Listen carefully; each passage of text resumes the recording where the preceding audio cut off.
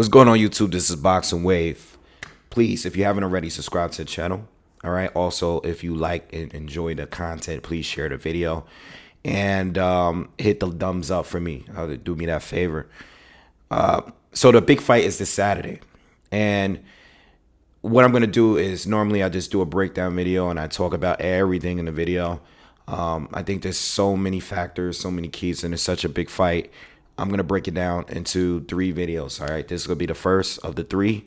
Crawford will be right after this one. Errol Spence, we're gonna talk about his strengths and his weaknesses going into this fight in particular. Okay, it's not gonna be about all these other strengths or weaknesses that he would have against different opponents. It's gonna be specific towards Terrence Crawford because that's who he's fighting on Saturday. All right, so I'm sorry for my voice. I don't know, ever since the Inoue fight, I think all the little bit of yelling that I did in there kind of let me go hoarse, but bear with me. All right, so we're going to get right into it, man. We're going to talk Errol Spence, and we're going to start out with his strengths first. All right, durability is the first thing that I have on our list. These are all of the things that I think of Errol, and durability is one of the biggest keys to him. We've rarely ever really seen him get hurt. You know what I mean? We've seen him get hit with some good shots. I'm thinking Ugas, with the whole mouthpiece situation, that round where, Errol got hit with a good shot, mouthpiece fell out, and Ugas hit him with like 2 big clean shots, which backed Errol up in that round. And he was still able to take it. He recently did an interview where he was talking about that. And he was basically saying, like, and it made sense after rewatching the Ugas fight a few days ago. It made sense. He was basically like, he hit me with a good shot, and I was walking over to get my mouthpiece, and he hit me with 2 more shots. And you can see Ugas saw the mouthpiece fall out. You can see exactly what Ugas was doing. And I think he was more concerned about the mouthpiece and his teeth not falling out, his real teeth, because of the damage from the accident. And it makes sense, but that was one of the shots that we've seen him get buzzed by. Sean Porter buzzed him. I believe it was the 4th round when he buzzed him with a good shot. And we have to really go back into like the Larte fight, which he got hurt really bad, and he almost needed help walking over to his corner. It was a lot earlier in his career. It was a long time ago. It was like 10 years ago. But outside of that, he's been very durable against some punchers. Danny Garcia was a puncher. Ugas had respectable power. Kell Brook was a puncher for sure. He's fought some good fights, some good fighters, and caught some good shots without ever getting knocked down or ever getting like hurt too bad, not at the elite level at least. Those are the only times where I can say like he might have caught a good shot. But we have to really nitpick. He would have to be durable in order to fight the way he does, but it's helped him in his career because there are other fighters that he's fought that had good counters, that had advantages over him when it came to boxing. But his durability is what keeps him throwing with a high volume and keeps coming forward. There's no one that's really ever been able to slow him down throughout the old 12 rounds. I think rewatching his fights, I think Sean Porter definitely did the best out of everybody. We know Brook had some success in the early rounds. I think even Danny had some success in the earlier rounds. I think some of these guys have some success, but most of them just can't keep it. They can't be consistent when it comes to him because Spence is like he's shown to be unstoppable up to this point. Will Terrence Crawford be the first to slow him down? We'll have to wait and see Saturday. All right. The second thing is the jab. Spence has a phenomenal jab. Textbook jab. He's using it. He uses it as a weapon. All right, it's a great scoring shot, but it's also a great way to set up the left hand and to close distance. throwing that jab, he's able to step in and start working to the body right after that. You know, he might shoot the straight left from far out, but he might step in and start throwing combos on the inside. And that's a great way of controlling range. There's fights where I've seen him like Lamont Peterson years ago when he really didn't want to fight on the inside with Lamont in the earlier rounds in that fight. I haven't watched that fight in a long time. It's been years, but I remember that was one of those fights where Spence was really working behind a jab. Like those fights around that time and previous to that time is when Spence would just be winning a lot of these rounds based on the jabs. You know, he wasn't just being a bull and coming in and working on the inside. He was actually controlling the fight, not just the distance, but the fight with his jab. You know, so he has a very good jab. It's a powerful jab, but he also uses it as a tool in order to, set up that left hand and to close distance and get on the inside and work on the inside. All right. Another shot he has, very underrated left right hook. You know, he doesn't lead with it often, but when he does, it's like it's quicker than what you would expect. Doing film study on him this past week, I realized as well with that shot, no one talks about it much, but it's also a great way that he uses. It's quick. He can use it to close distance with his opponent, and it's like he can use it as a sweeping right hook, quick, and follow it up with the left hand, or he can use it just to step in and then start working a body like what he normally likes to really do. Excuse me. All right. One of the most important strengths of Errol Spence is his high work rate. He gets stronger as the rounds go on. You know, there's very few fights where I don't see him working like crazy. I think a couple of the championship rounds, I think he slowed down a little bit against Sean, but I think he had a strong like 11th and 12th round. Like I think he's like 95% of the rounds he's working at a high level, you know, and the rate, the volume, you know, he just doesn't stop. And again, it goes back to being durable. I mean, him being durable, he's able to do that, taking the punches that he takes, the counters that are landed against him, but not stopping him, not slowing him down, and keep that volume going. The amount of jabs that he throw, the amount of body shots that he throw. It's like these fighters, their advantages, you don't see them for long because they just can't compete with his work rate. They can't. Kell Brook did phenomenal early. You know, he was doing great early, but he just could not maintain that, you know, that effort that Spence had, you know, and even when Kell Brooks hurt him with a good, not hurt him, but buzzed him with some good shots, landed some big shots that back Spence up.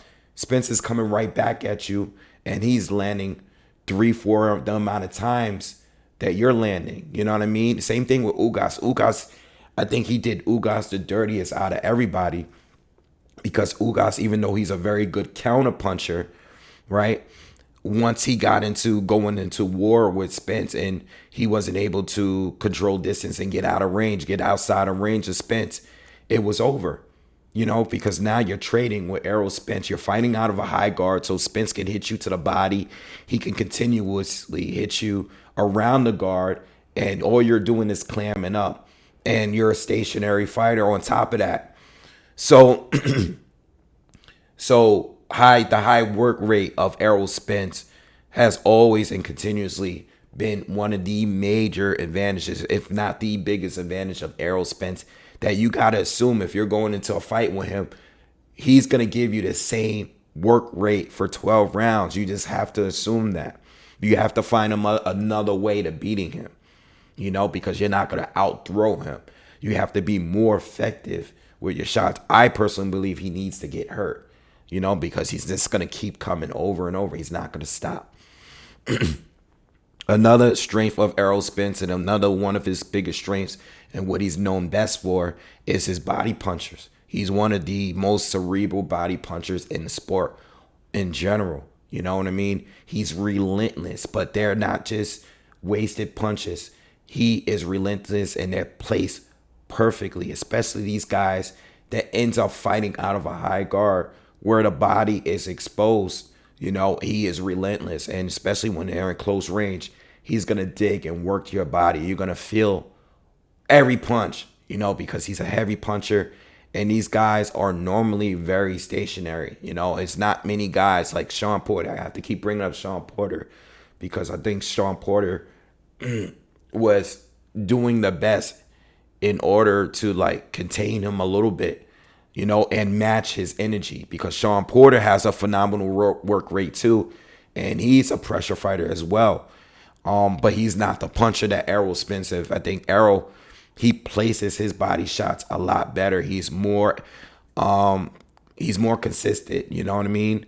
The accuracy, and that's part of the reason why he won, is because of the accuracy. Yeah, they're both throwing a lot, but Spence is landing more of them than what Sean is throwing. Sean might be throwing a little bit more than Spence at times, but he's not connecting with as many, you know what I mean?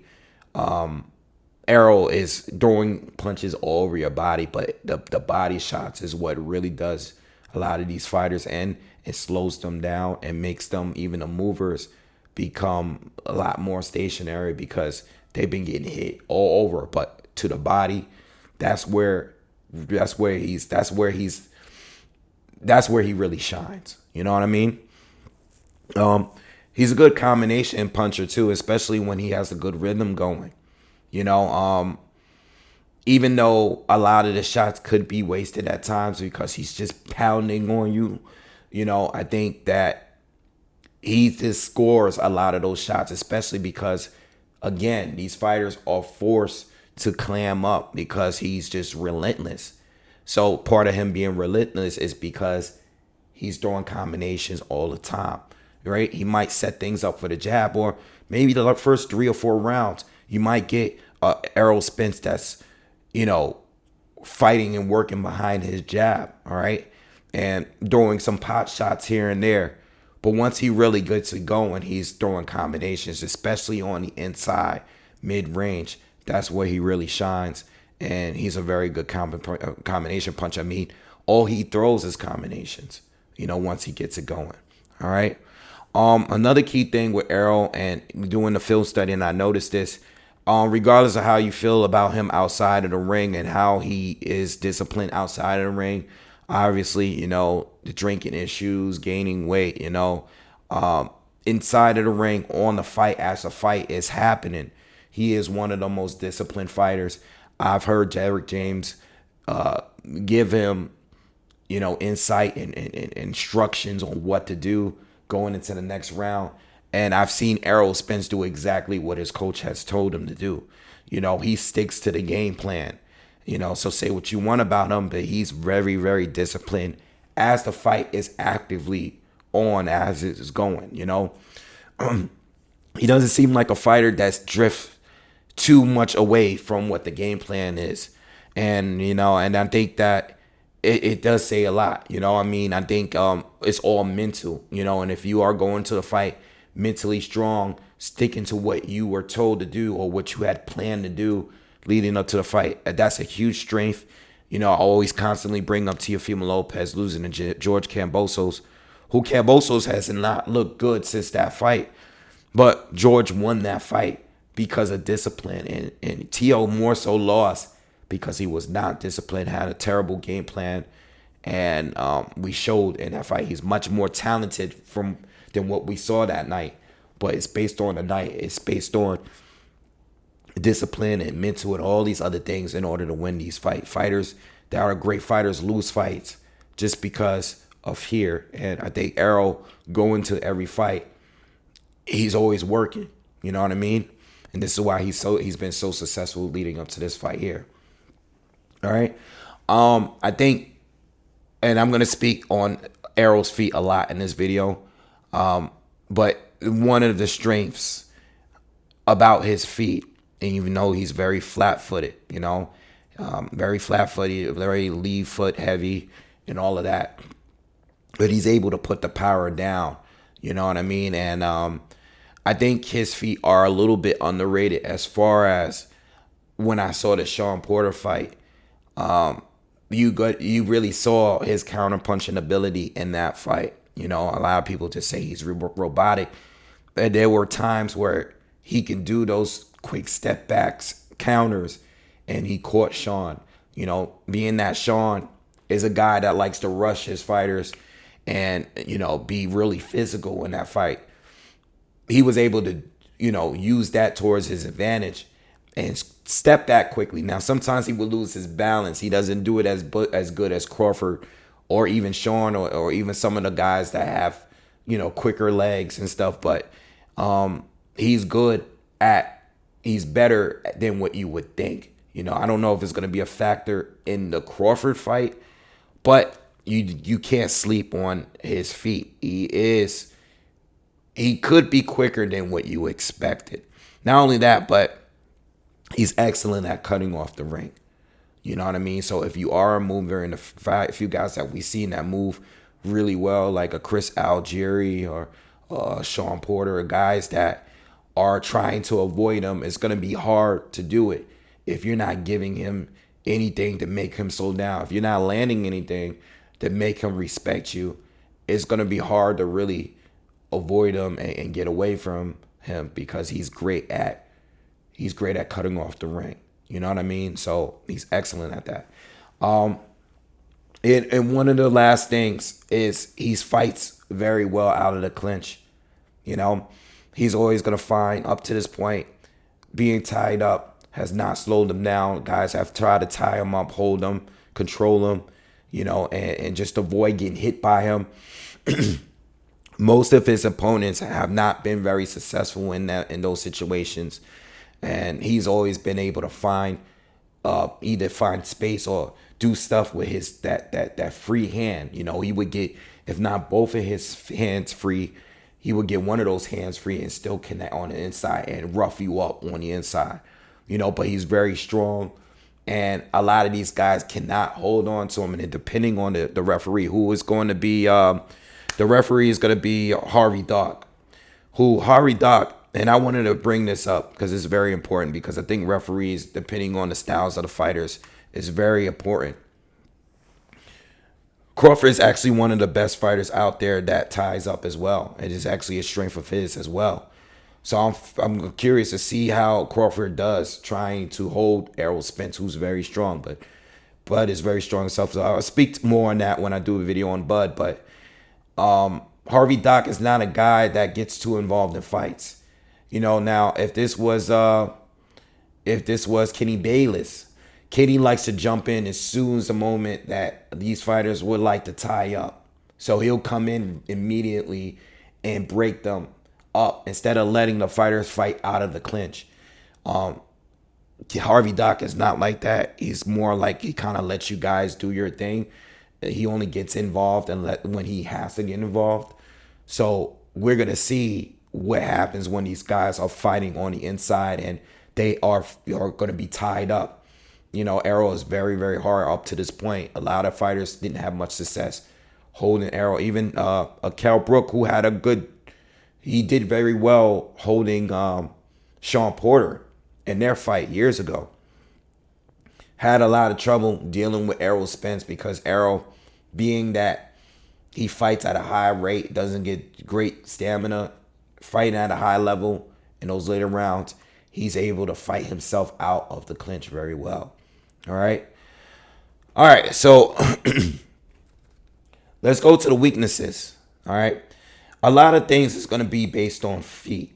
All right. And even though I said that he's a good counter punisher, you know, he can do those quick step back counters, even though he's not a master at that, and he's great at cutting off the ring. I think his lack of foot speed could be a problem. It was a problem a little bit in the Sean Porter fight. And I think it will be a problem against Terrence Crawford, who has probably some of the best legs at welterweight. All right. Keeping up with a guy with the ability to move like Crawford may be a problem, because Crawford not only moves extremely well laterally, you know, he can he can work while moving. He's still gonna throw while moving. You know what I mean? Especially when he's taking those quick step backs or stepping around you. Even though Errol can pivot and he'll try to follow Bud, he's gonna be much slower than Bud. So there, those are the things that Bud is gonna do, and that's what he's a master at. Even against Sean Porter, he's able to step around you and create new angles and opportunity counter punches and combination punches when his opponent is not facing him, you know? So when Arrow is trying to follow Bud, it could be an issue trying to follow him once Crawford is stepping around him. He's just not just tying up with Spence. When they're tied up, he's going to be stepping and putting his leg around you so he can create angles on the way out, you know? So that could be an issue. Also, from the outside, Spence tends to lunge a little bit, especially when he's throwing straight left hands.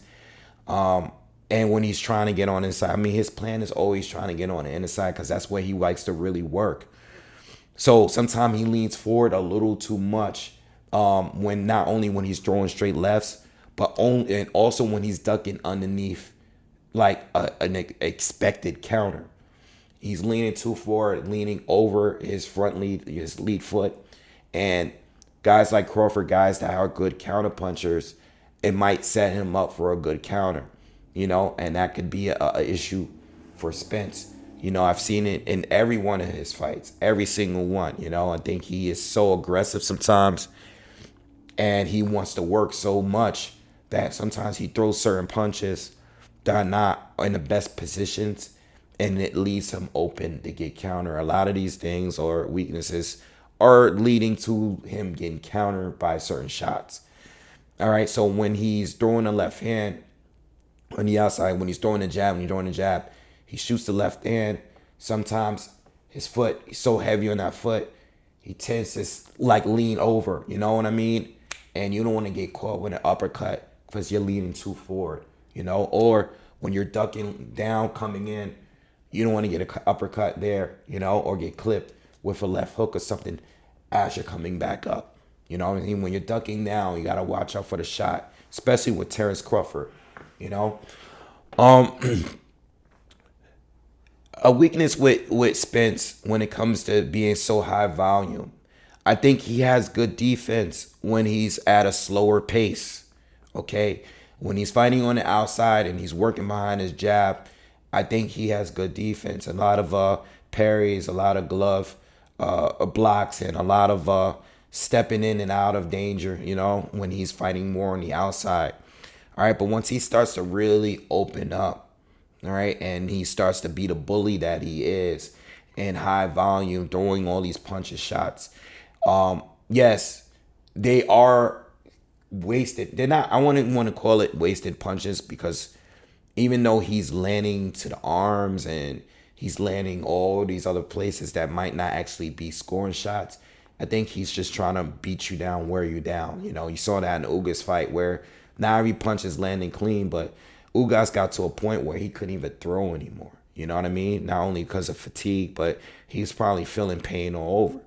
But the weakness that comes for it is that he leaves himself open with counters because of some of these wasted punches.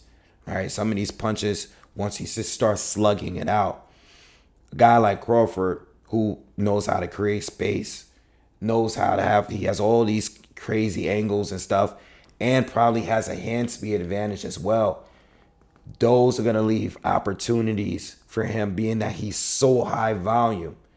When you are fighting a counterpuncher on a level of Crawford, who doesn't have to be stationary, and I'm going to keep bringing that up because Garcia, Ugas, very stationary in comparison to Bud Crawford. You know what I mean? Crawford doesn't have to counter and have his feet cemented to the ground in order to land these counters. All right?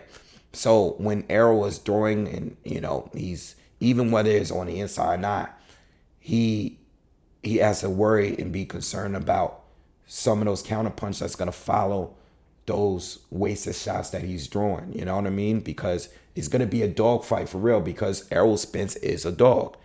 You know, I mean, everybody says this, everybody knows this, but he has to be ready for the counter punches that's going to follow up behind a lot of those overly aggressive punches that he's throwing. You know what I mean? He's going to leave himself open. And not every fighter was able to take advantage of that because they were just too overwhelmed.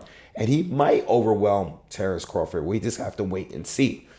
But in the meantime, he is going to be openings to get countered. A lot of these weaknesses are just things that he does that could be an issue for a great counterpuncher like Terrence Spud Crawford is. All right. And the last but not least, and this is a weakness for both fighters, I'm going to bring it up as well in the Terrence Crawford video. He hasn't fought any world-class southpaws. He hasn't. All right, so doing film study, there's not much to really go to. Chris Van Heerden was a southpaw. Larte back in the day was a southpaw. Spence doesn't have any real professional experience fighting southpaws. It's just like Spence probably has 10 names on his resume that are better than the 2 southpaws that he has under his resume. He doesn't have a lot of experience there. And even though Bud doesn't either, Bud had fought 2 decorated southpaws, and Andango and Felix Diaz. You know what I mean? They are just better pros. I don't think either one of those guys are on a level as Errol Spence, so it really may not matter. But as far as the both of them really, but with Errol even more so, you're going in there with a southpaw. Even though Errol Spence switches, we know he fights better as a southpaw. He's going to be probably fighting at least 80% of this fight as a southpaw. You know what I mean? With that being said, he's not only has never fought a guy this skilled and talented and decorated as Terrence Crawford, but he's also fighting a southpaw. Now in some ways, yeah, it could be strengths, like as far as his jab. There's going to be an opening to land that jab and throw more jabs, which is what I'm expecting from both fighters. All right, but haven't been in the ring and shared the ring with a crafty southpaw like Crawford. It draws up a lot of questions, and really the only major unknown going into this fight, how are they going to do against an elite level southpaw? Because both of them has not fought an elite level southpaw. Whether or not I think Bud southpaws was a little better, there's no elite level southpaws on their resume. Garcia, Ugas, Porter, Kell Brook, Lamont Peterson, Chris Algieri. All of these guys, none of these guys, good fighters, guys that were champions, none of them were southpaws. So I was curious to see how Errol does against that. It may not be a weakness. I'm only putting it in the space of a weakness because it's an unknown. And it's a lack of experience as fighting as a pro. He might even do better. We just got to wait and see. All right. So anyway, this is the end of my strengths and weaknesses of Spence. Please be on the lookout for the Bud Crawford one. That'll be next. And after that, I'll do my actual final prediction video for this fight. All right. So be on the lookout. Again, subscribe to the channel. Smash the like button if you enjoy the content here. And I'll see you guys on the next one. Peace.